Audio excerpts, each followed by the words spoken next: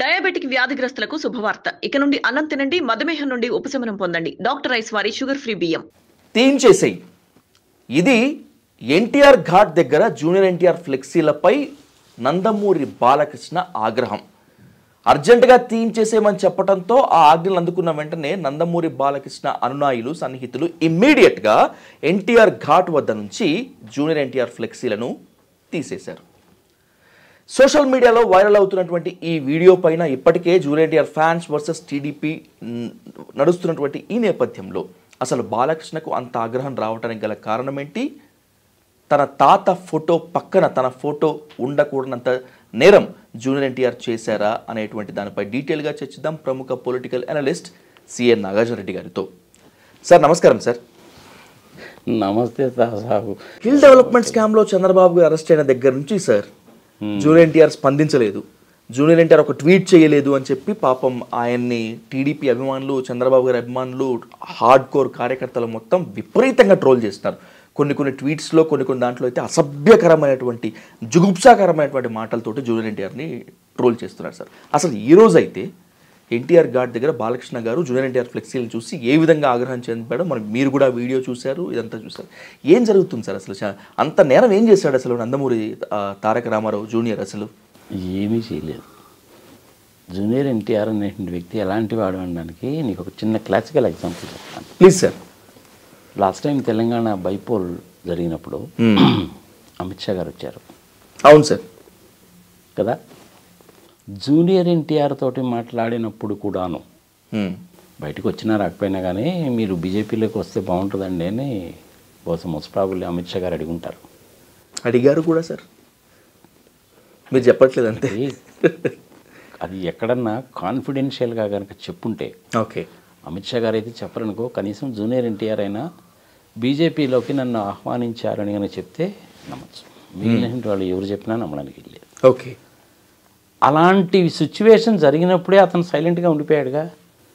అవును సార్. చేరుతున్నానని చెప్పలేదు, చేరను అని చెప్పలేదు, అసలు ఆ వ్యాఖ్యల్ని ఖండించను లేదు కదా.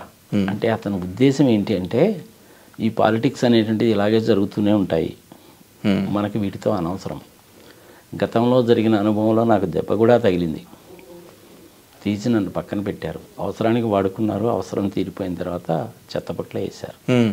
పాలిటిక్స్ అంటే ఇలాగే ఉంటాయి కావాలి, అందులో చంద్రబాబు గారితో పాలిటిక్స్ అంటే ఇలాగే ఉంటాయి కావాలి. Let me not think about politics for the next 15-20 years అని అనుకొని ఉంటాడు అతను. ఇదే సంగతి నేను 2019లో కూడా చెప్పాను.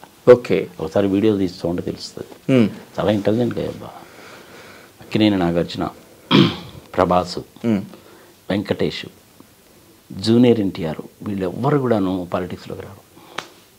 ఓకే, కానీ వెనక నుంచి ఎవరికో ఒకళ్ళకి మనకి సపోర్ట్ చేస్తారు. సపోర్ట్ చేసినట్టు మనకి ఎక్కడ హింట్ కూడా ఉండదు. యాక్చువల్గా ఎన్టీఆర్ గారు పాలిటిక్స్లోకి రావడానికి కారణం ఏంటంటే ఆయన కాదు కారణం, ఫస్ట్ నాగేశ్వర గారి దగ్గరికి వెళ్ళారు. ఓకే, నాకు ఆ వాక్చాతుర్యం అది ఇది సంగతి లేదు, నా ఆరోగ్యం కూడా పర్మిట్ చేస్తుంది ఏం లేదు, మనకంటే పెద్ద ఆయన ఉన్నాడు కదా, ఇల్లు ఆయన పట్టుకోండి, ఆయన కనుక కాస్త మునగ చెట్టు ఎక్కించారంటే వచ్చేస్తాడన్నారు. నాగేశ్వర గారు చెప్పింది. ఓకే, అందుకే నేను పాలిటిక్స్లోకి వచ్చాడు. సరే, చంద్రబాబు నాయుడు గారు ఆయన వెన్నుపోటు పొడిచాడు, సంగతి సమాచారం. అనవసరంగా లక్ష్మీ పార్వతిని పెద్ద దెయ్యం కింద, భూతం కింద, బూచి కింద చూపించారు. ఇంకేమి కారణం దొరక. ప్రధాన పాత్ర పోషించింది ఎవరు అనేసి అంటే రామోజీరావు. అంటే నీ మాట వినకపోతే ప్రభుత్వాన్ని మార్చేయగలను అనేటువంటి ధీమా అనమాట ఆయనకి. కానీ ఇప్పుడు చేయమన్నాడు, చూద్దాం ఎంత మాత్రం చేస్తాడు. ఇంపాసిబుల్. బెన్ సర్కిల్లో ఈనాడునే వదులుకోవాల్సి వచ్చింది కదా సార్. అదొక్కటేనా? రేపు సుప్రీంకోర్టు వాళ్ళు అన్నారు కదా, ఎవరికి ఇచ్చావు, ఎవరి దగ్గర తీసుకున్నావు, ఎంతకి ఇచ్చావు, ఎంత వడ్డీకి ఇచ్చావు, ఎవరి దగ్గరికి మళ్ళీ నువ్వు రిటర్న్ చేసావు, మొత్తం లెక్క డొక్క అంతా తీసుకురా అన్నారుగా. జుట్టు పీక్కుంటున్నాడు ఇప్పుడు రామోజీరావు. ఆ కేసు ఏమవుతుందో తెలుసా నీకు? చివరికి సమాన సందర్భం వచ్చింది కాబట్టి చెప్తున్నా సార్. ప్లీజ్. రేపు ఆయన చనిపోయిన దాకా ఇలాగే జరుగుతుంటుంది. రేపు చనిపోయిన తర్వాత ఏమంటారంటే మనిషి చనిపోయాడు కదండి, ఇంకేంది రండి, ఇంక 2 సంవత్సరాలు జైలు శిక్ష అని చెప్పి ఆ సెక్షన్లో రాశారు, ఇంక చనిపోయింది ఆడికి జైలు శిక్ష ఏమేస్తామని తీసేస్తారు. ఓకే, ఆయన డబ్బులన్నీ పే చేశానన్నాడు, లెక్కడొక్క ఏదో పెట్టాడు కదా చూస్తున్నామని అంటారు. అందులో ఒక 700 కోట్లు 800 కోట్లు మీరు చెప్పినటువంటి వాళ్ళ పేర్లు లేవండి, సంగతి సమాచారము, ఇంకా తప్పదండి అంటారు, ఆస్తులు జప్తు చేస్తారు. అది జరగబోయేది అల్టిమేట్గా సుప్రీంకోర్టులో. Okay sir. జూనియర్ ఎన్టీఆర్ విషయంకి వస్తే పాలిటిక్స్లోకి రాడు. Okay sir.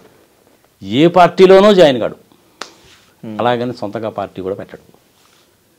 ఎవరు ఎన్ని ట్రోల్స్ చేసినా ఎన్ని అబద్ధాలు చెప్పినా ఎంత మునగ చెట్టు ఎక్కించి కింద నరికేద్దామని చూసినా మనిషి చెల్లించేవాడు కాదు. రుచి చూశాడు కదబ్బా పాలిటిక్స్ అంటే ఎట్టుంటాయో. ఎందుకు వస్తాడు ఆయన? రాడు, పాలిటిక్స్లోకి రాడు. You take it granted from. ఈ సంగతి నేను ఇప్పుడు చెప్పడం కాదు, 2019లో కూడా చెప్పాను, వీడియోలు తీస్తూ ఉంటే తెలుస్తుంది. దయచేసి జూనియర్ ఎన్టీఆర్ని మన లోకేష్ బాబుతో కూడా కంపేర్ చేయకండి. జూనియర్ ఎన్టీఆర్ నిలుపు, నిదానము, నిబద్ధత, నీతి, నిజాయితీ, న్యాయము, ధర్మము ఉన్నటువంటి మనిషి.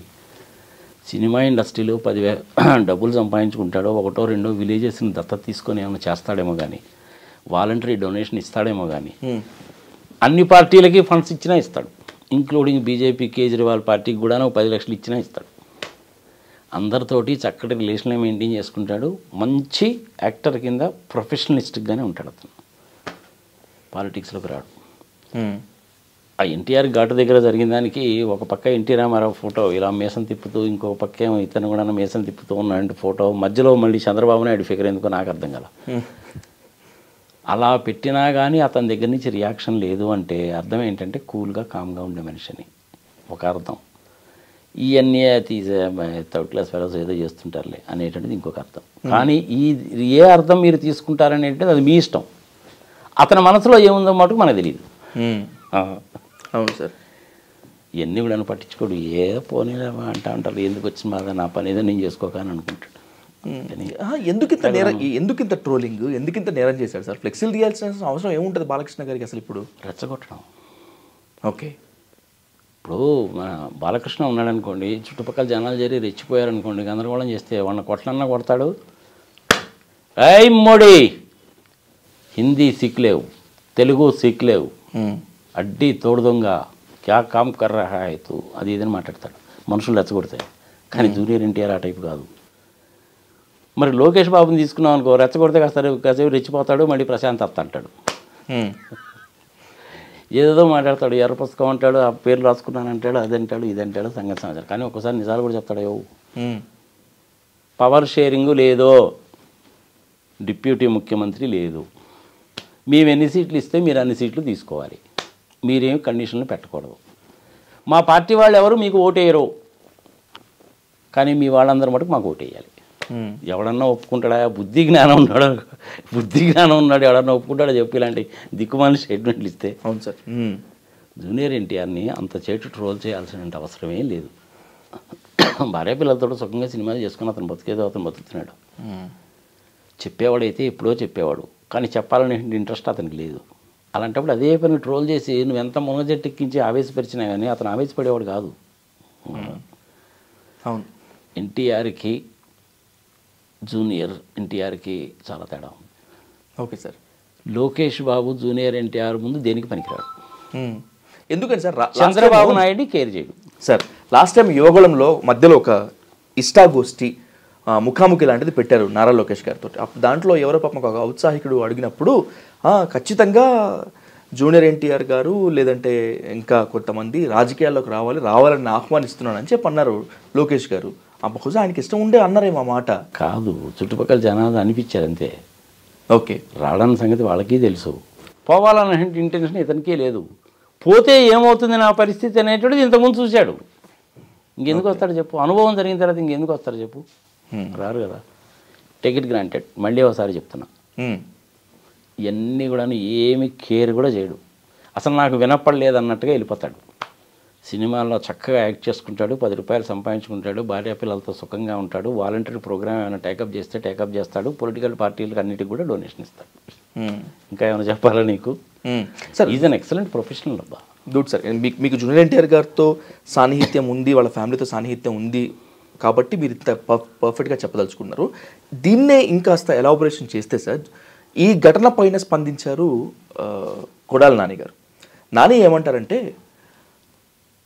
100 మంది చంద్రబాబులు, 100 మంది నందమూరి బాలకృష్ణలు వచ్చినా కూడా జూనియర్ ఎన్టీఆర్ ఢీ కొట్టలేరు, వాళ్ళ వల్ల కాదు అని చెప్పి నానిగారి స్టేట్మెంట్. అయినా వెన్నుపోటు పొడిచినటువంటి వాళ్ళకి, జై కొట్టేటువంటి వాళ్ళకి జూనియర్ ఎన్టీఆర్ విలువేం తెలుస్తుంది అనేటువంటి కామెంట్ కూడా చేశారు. నిజమేనా ఈ రెండు? కరెక్ట్గా మరి ఆయన మనసులో ఉన్న మాట చెప్పాడు. మీరు ఎప్పుడైనా ఒకటి గుర్తుపెట్టుకో, కొడాలి నాని, జేసీ దివాకర్ రెడ్డి మనసులో ఏదో ఉంచుకోరు. ఓకే, ఉన్నదన్నట్టు ప్రియంగా చెప్పేస్తారు. అవును. అందుకని జూనియర్ ఎన్టీఆర్ ఎంతమంది ఎన్ని రకాలుగా ట్రోల్స్ చేసినా తిట్టినా నిజంగానే ఎదురుగా వచ్చి ఎవడన్నా చెంపదెబ్బ కొట్టినా కానీ ఏదో పిచ్చిపున్నాడు లేదా వచ్చాడు పోవడం అని పోతాడే కానీ చెల్లించే మనిషి కాదు. మరి మరో 3 నెలల్లో జరగబోయేటువంటి ఎన్నికల్లో నందమూరి కళ్యాణ్ రామ్, నందమూరి తారక రామారావు జూనియర్, వీళ్ళిద్దరి సపోర్టు, వీళ్ళిద్దరి స్టేట్మెంటు, అసలు వీళ్ళిద్దరి వే ఆఫ్ థింకింగ్ ఏంటనేటువంటిది కూడా డిసైడింగ్ ఫ్యాక్టర్గా ఉంటుంది కదా, చెప్తారంటారా కనీసం? మరి ఆయన చెప్తాడేమో కానీ కళ్యాణ్ రాము జూనియర్ ఎన్టీఆర్ చెప్పడు. కూల్గా కామ్గా వచ్చి అవసరమైతే ఒక అరగంట సేపు నిలబడి ఓటేసి వెళ్ళిపోతాడే కానీ ఇది సమయం సందర్భం కాదులే బాబా చివరి మూమెంట్లోకి వచ్చేసింది కదా అని చెప్పి ఏదో ఒక నవ్వు వెళ్ళిపోతాడే కానీ చెప్పడు. సినిమాల్లోనే మాత్రమే ఉంటాడు, పాలిటిక్స్లోకి రాడు. గతంలో జరిగిన అనుభవాల మూలకంగా అతనికి పాలిటిక్స్ అంటే ఏందనేది బాగా అర్థమైపోయింది. ఒక్క దెబ్బతోటి పాలిటిక్స్ ఏందో బాగా అర్థమైపోయింది. చిరంజీవి గారికి కూడా అంతే, ఒక్క దెబ్బతోటి పాలిటిక్స్ అంటే ఎలా ఉంటాయన్న సంగతి అర్థమైపోయింది. సినిమాలు అలాగే ఉంటారు. సార్, బాలకృష్ణ గారి గురించి ఎవరు చెప్పినా కూడా, ఆన్ స్టేజ్ చెప్పినా, ఇంటర్వ్యూస్లో చెప్పినా, మిగతా ఎంత చెప్పినా కూడా చాలా అమాయకుడు అండి ఆయన, బోళా శంకరుడు ఆయన, ఏది పడితే అది మాట్లాడేస్తుంటారు కానీ మనసులో ఏది పెట్టుకోవడం, చాలా ప్రేమగల వ్యక్తి, చిన్నపిల్ల మనస్తత్వం అంటారు. ఈరోజు జూనియర్ ఎన్టీఆర్ ఫ్లెక్సీలు తీసేయాలని చెప్పినటువంటి ఆగ్రహాన్ని కూడా బోళా శంకరుడు, అమాయకుడు, ఏం పెట్టుకోడు అని భావించాలా? లేదని కావాలనే అన్నాడు అన్నమాట. ఏదో ఒకటి అనాలి కాబట్టి అన్నాడు. చంద్రబాబు నాయుడిని ఒప్పించడం కోసం అన్న మాటే కానీ ఇంకోటి కాదు. చుట్టుపక్కల మనుషుల నుండి అదే పనిగా ఎగేశారనుకో, బాలకృష్ణ ఏం మాట్లాడతాడు ఆయనకి తెలియదు. ఆయన ఆ టైపు. కానీ అలా కాకుండా నువ్వు కూల్గా కామ్గా ఉన్నప్పుడు ఎక్కడైనా డిన్నర్స్లో కానీ వాటిలో కానీ కనపడవాడు మాట్లాడండి, చాలా బాగా మాట్లాడతాడు, చాలా జోయిగా ఉంటాడు. అక్కడ ఈ సినిమా వేషాలు, గిలిటిక్స్ ఏమి ఉండవు. చాలా బాగా మాట్లాడతాడు, చాలా చక్కగా మాట్లాడతాడు. అందులో మన క్యాన్సర్ యూనిట్ని మెయింటైన్ చేయడం మనకు రియల్లీ పర్ఫెక్ట్. బసవతారకం చాలా బాగా మెయింటైన్ చేస్తాడు. హెల్పింగ్ నేచర్ కూడా ఉందమ్మా అతనికి.